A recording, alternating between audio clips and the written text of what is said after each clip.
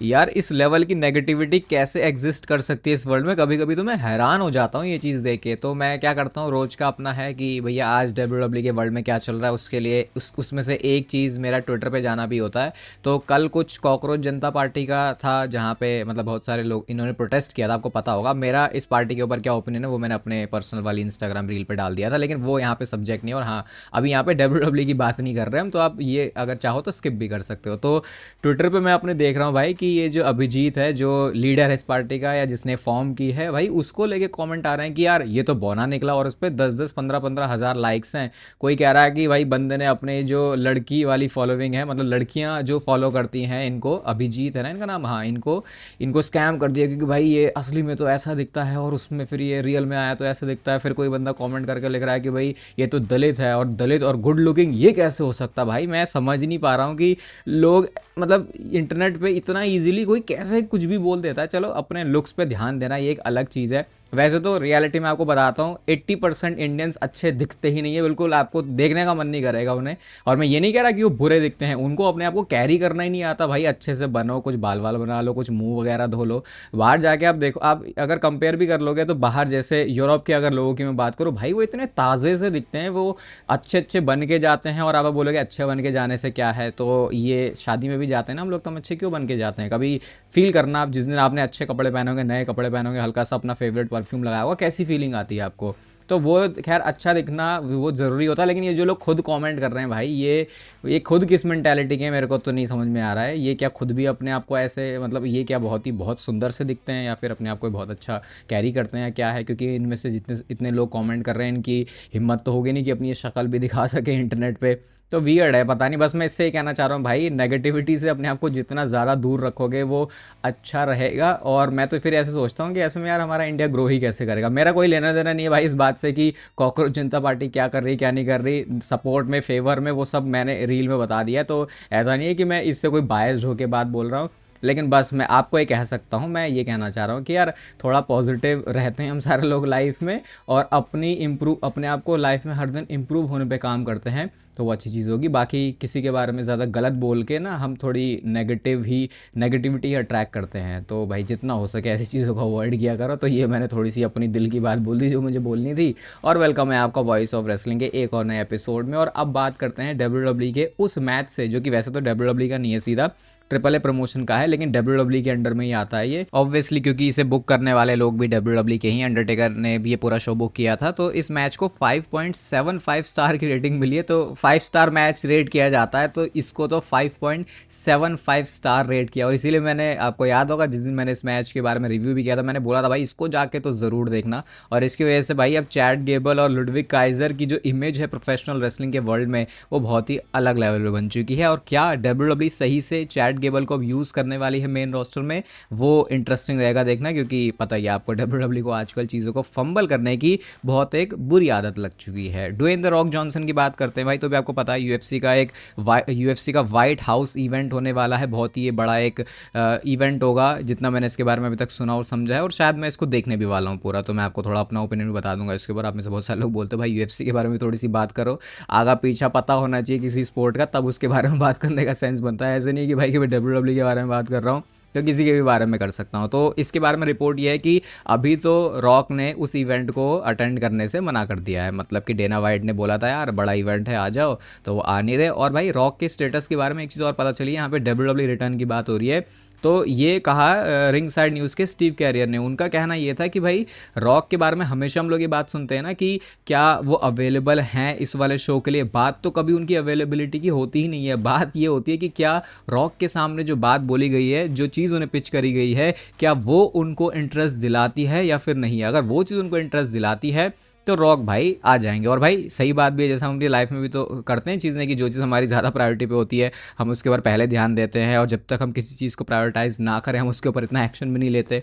तो वही चीज़ें यहाँ पे रॉक के साथ। तो देखते हैं अब अगले साल की रेसलमेनिया में क्या प्लान्स होंगे रॉक के, क्योंकि भाई पैसे तो मोटे मिलने वाले हैं। मतलब मुझे तो ऐसा लग रहा है कि शायद ये चीज़ हो जाएगी। बाकी तो देखो यार, रॉक क्योंकि एक बहुत ही प्रीमियम आदमी है, प्रीमियम से भी प्रीमियम आदमी है, तो उसको रेसलिंग करने आना है ना, ऐसा भी नहीं कि वो अपीयरेंस है। तो उसके लिए भाई उसको अपना पूरा तंबू वंबू गाड़ना पड़ता है, 3-4 महीने पहले पूरा ट्रेन करना पड़ता है।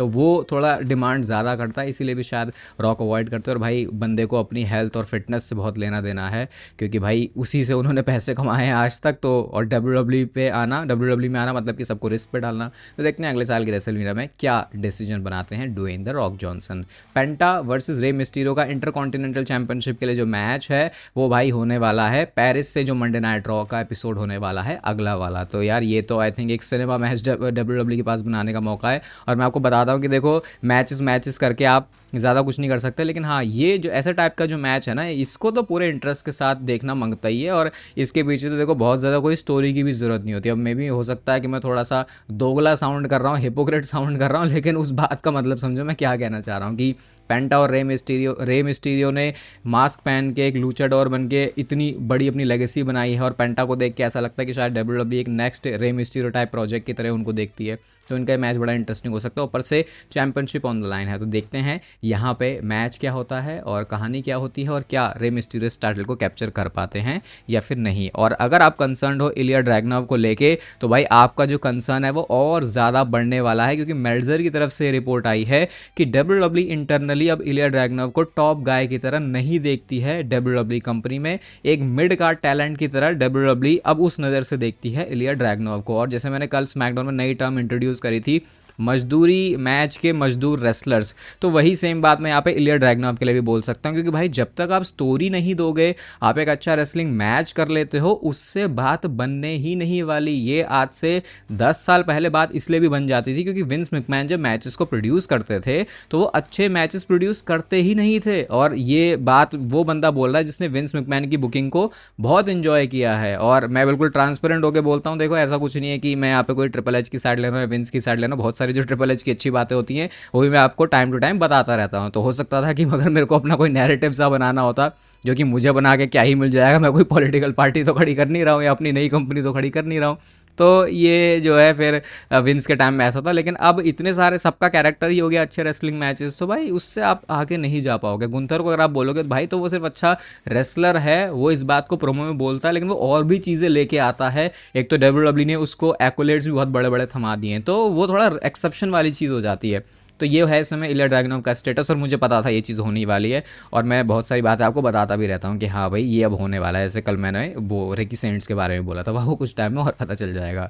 गुंतर क्या स्टिपुलेशन बनाने वाले हैं कोडी रोड्स के साथ जो उनका मैच होगा अनडिस्प्यूटेड चैंपियनशिप के लिए 2 हफ्तों के बाद स्मैकडाउन में, वो चीज़ रिवील होने वाली है कब, नेक्स्ट वीक के स्मैकडाउन के एपिसोड में। तो आई थिंक यहाँ पे कुछ तो गुंतर ऐसा करने वाले हैं कि उनको ये मैच जीतने में आसानी हो जाए। और इस समय एक रूमर्ड मैच और निकल के आ गया है नाइट ऑफ चैंपियंस के लिए कि कोडी रोड्स अपनी चैंपियनशिप को गुंथर के सामने डिफेंड करेंगे। ये लग रहा था क्योंकि स्मैकडाउन में कुछ तो ऐसा होगा जिसकी वजह से टाइटल फिर से रिटेन हो जाएगा।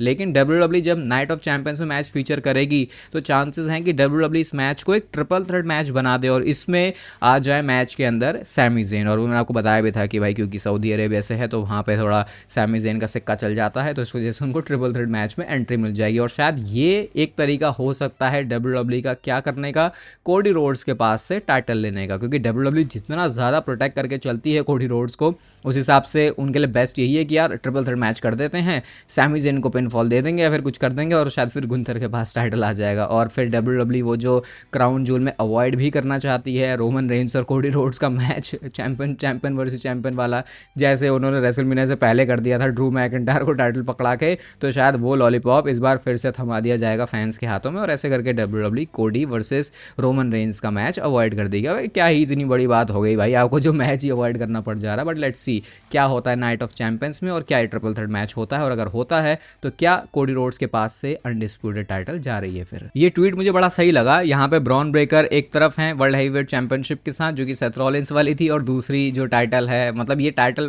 का यहाँ पे कंपैरिजन नहीं हो रहा। यहाँ पे आप ये इस यूजर ने जो ट्वीट किया है वो लिखा है कि without the vision he has aura. और भाई सही में ऐसा लगता है कि ब्रॉन ब्रेकर का विजन में होना, वो तो मतलब ऐसा लग रहा है कि यार जैसे हम फिन बैलर के लिए बोल रहे हैं ना, कि बोल रहे थे कि जजमेंट डे से हटाओ भाई इस बंदे को, सिंगल्स रन दो, वैसे ही मुझे मुझे लगता है ब्रॉन ब्रेकर के लिए बोलना पड़ेगा, क्योंकि जब वो फैक्शन के अंदर होते हैं, विजन के अंदर, तो भाई लगता है यार ये बंदा तो शायद कुछ क्या ही कर पाएगा। तो I hope WWE Vision faction के साथ कुछ करे। और भाई मेरा तो बहुत बड़ा ना ट्रस्ट भी लूज हुआ है पॉल हेमन के ऊपर से इस विजन वाली फैक्शन के बाद, क्योंकि मुझे लगता था भाई कलाकार आदमी जहाँ पे भी आ जाता है फिर ये अपनी कलाकारी तो दिखाता है, लेकिन वो कलाकारी कभी कभी ऐसी भी हो जाती है कि वो कला फैंस को पसंद नहीं आती। और ये चीज़ मैं विजन के लिए बोल सकता हूँ। आप उसमें बोल सकते हो यार कि बहुत सारे इंजरी हुई, WWE ने जो सोचा होगा वो उसको एग्जीक्यूट ही नहीं कर पाए, बट अब वो तो कहने की बात हो गई। कागजों में अगर आप देखोगे तो विजन भाई कोई अच्छी फैक्शन तो है नहीं। देखो सिंपल सी बात है, WWE अगर ब्रॉन्सन रीड को लेके आया एक बार को, तब तक फिर भी ठीक था जब ब्रॉन्सन रीड थे और इतनी इंजरी वाला सीन नहीं हुआ था। एक तो WWE को इतने पिवट भी करने पड़ गए। बाकी आप अपना थॉट बताओ, आप चाहते हो कि ब्रॉन ब्रेकर अलग हो जाए विजन से, या उनको विजन में ही चलना चाहिए? वैसे तो थोड़ा बहुत भी अगर अपना दिमाग लगाया जाए तो दिल से आवाज़ यही निकलने वाली है कि भाई ब्रॉन ब्रेकर को विजन वाली फैक्शन से अलग कर देना चाहिए। आप लोग कॉमेंट करके मेरे से शेमस के बारे में भी पूछते हो, तो भाई शायद शेमस अपने रिटर्न के बहुत ज़्यादा क्लोज आ चुके हैं, क्योंकि अपने ट्विटर पे उन्होंने इन फोटोज़ को पोस्ट किया है जहां पे वो रेसलिंग रिंग की ट्रेनिंग कर रहे हैं। और ऐसा सुपरस्टार तब करता है जब वो फिट हो चुका है और वो बस वेट कर रहा है WWE के कॉल का या उनके लिए क्रिएटिव प्लान्स को एक बार सेट होने का, और उसके बाद वो बंदा वापस आ जाता है। लेकिन आई हाईली डाउट, जिस हिसाब से WWE के पास आजकल प्लान्स ही नहीं होते लोगों के लिए, CM पंक भाई अलग ही अपना बॉडी बना रहा है, उसको उसके लिए प्लान्स ही नहीं है अभी, WWE कुछ सोच ही नहीं पा रही उसके लिए। और ड्रू मैकिंटायर भी अभी सीन से गायब है, खैर वो तो मूवी वगैरह शूटिंग के लिए हैं। तो देखते हैं शेमस कब तक आते हैं। और मैं तो शेमस वर्सेस ओबा फेमी ये भी एक फ्यूड देखना चाहूँगा कि भाई अगर ये मैचेस देते हैं तो किस लेवल पे दे सकते हैं, क्योंकि भारी भरकम मैच रेसलिंग करने का स्टाइल शेमस का भी है और ओबा फेमी एक बढ़िया ओपोनेंट हो सकते हैं। तो देखते हैं WWE वापस लाके क्या करेगी शेमस के साथ। और वही चीज़ मैं दोबारा बोलूँगा कि क्योंकि शेमस को पुश करके WWE को कुछ मिलेगा नहीं, उनको क्रेडिट नहीं मिलेगा आजकल के जो क्रिएटिव लोग बैठे हुए हैं, तो इसलिए वो ऑलरेडी जो स्टैब्लिश सुपरस्टार हैं, जो स्टैब्लिश्ड हैं, उनको पुश करते ही नहीं है। ये मेरी खुद की थियोरी है और मुझे लगता है बहुत सारे सुपरस्टार्स के ऊपर अप्लाई भी हो जाती है। अभी ब्रॉक लेसनर वापस आए तो ऐसा लग रहा था कि शायद वो रिटायर हो चुके हैं, लेकिन अगर आप चैनल पे एक्टिव चैट रहोगे तो मैंने आपको बोला था भैया ये बंदा लग तो नहीं रहा कि रिटायर हो रहा है।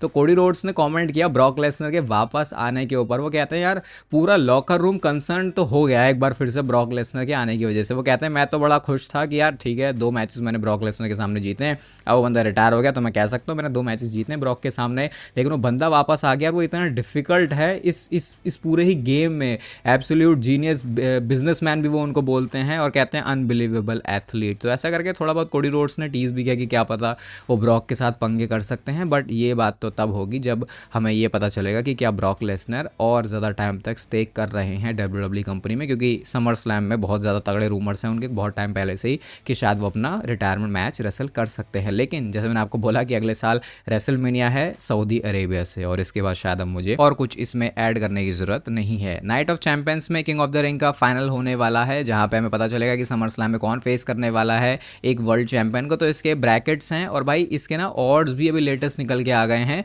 और सबसे ज़्यादा चांसेस इस मैच में जिस सुपरस्टार के जीतने के हैं वो टाई हो चुका है इस समय ऑड्स में भी। तो वो 2 नाम है सेथ रॉलिंस और ओबा फेमी के। मतलब ऑड्स का कहना ये है कि इन दोनों सुपरस्टार्स के बराबर चांसेस हैं इस नाइट ऑफ चैंपियंस के फाइनल्स को जीतने के और नंबर 1 कंटेंडर बनने के लिए WWE की किसी एक वर्ल्ड हैवीवेट चैंपियनशिप के लिए, वर्ल्ड चैंपियनशिप के लिए, वन डिस्प्यूटेड चैंपियनशिप भी हो सकती है। बाकी तो मैंने आपको कल वाली वीडियो में बताया था कि कैसे ओबा फेमी के साथ खेला हो सकता है इस पाथ में, और मे भी फिर हो सकता है वहाँ से जो सेथ रॉलिंस का मौका है वो थोड़ा सा ज़्यादा बन जाए। और मैंने आपको बहुत टाइम पहले ही बताया कि रोमन रेंस और सेथ रॉलिंस का जो मैच है वो WWE समर स्लैम के लिए प्लान कर रही है, और समर स्लैम में अगर इनका मैच होता है तो बिलीव ये है कि ये फ्यूड यहाँ पे इस तरीके से खत्म नहीं होने वाली है। मतलब WWE समर स्लैम के बाद भी इस रोमन रेंस और सेथ रॉलिंस की राइवलरी को एक्सटेंड कर सकती है, और इसके पीछे बहुत सिंपल सा रीज़न कि WWE को पता है कि ये ईजिली एक मनी मैच बनाएंगे, एक ऐसी स्टोरी बनाएंगे जिसकी वजह से लोग हर हफ्ते शो को देखने के लिए ट्यून इन करेंगे। और भाई आप सोचो भी यहाँ पे कि रोमन रेंस टाइटल इतनी आसानी से हारेगा नहीं, और सेथ रॉलिंस वो बंदा है जिसको WWE ऐसे ट्रीट नहीं करने वाली कि वो रोमन रेंस के सामने आया भी और हार के फिर वो साइड लग गया। तो यहाँ पे जो अनप्रिडिक्टेबल होने वाला फैक्टर है वो काफ़ी ज़्यादा बढ़ जाता है। लेकिन एक चीज़ जो समझ में आ रही है वो ये कि रोमन रेंस के पास से टाइटल इतनी जल्दी लेना तो आसान नहीं होने वाला। लेकिन WWE ने सेथ रॉलिंस को हमेशा ही ऐसा दिखाया कि भाई ये दिमागदार आदमी है, आर्किटेक्ट ये है, और ये रोमन रेंस के साथ भी खेला खेल सकता है। जैसे हमने देखा भी था कि जो इससे पहले रोमन रेंस का रेन था वहाँ पे सेथ रॉलिंस को नहीं हरा पाए थे रोमन रेंस, जबकि उन्होंने बाकी सारे सुपरस्टार्स को हरा दिया था। हाँ, वो टाइटल चेंज नहीं हुआ था, वो अलग बात है, वो उसके लिए आपको थोड़ा और पिछला देखना और समझना पड़ेगा। लेकिन समर स्लैम की एक्साइटमेंट देखो रोमन और सेथ के मैच से तो हो जाएगी, लेकिन अभी ज़्यादा चीज़ें, ज़्यादा फोकस इस बात के ऊपर होगा कि एक बार इस किंग ऑफ द रिंग के टूर्नामेंट को सेथ रॉलिंस जीत जाए। बाकी नेचुरल डीन का लिंक आपको मिलेगा डिस्क्रिप्शन में। आरपंथ वाला कोड आप यूज़ करते हो तो नेचुरल डीन के सारे ही प्रोडक्ट्स के ऊपर आपको एक प्यारा सा डिस्काउंट मिल जाता है। इस वीडियो को यहाँ तक देख रहे हो तो इसे लाइक कर दो, चैनल को सब्सक्राइब कर दो ऐसे डेली WWE से रिलेटेड कंटेंट के लिए। बाकी तब तक फिर लेते रहो ज़िंदगी के मज़े।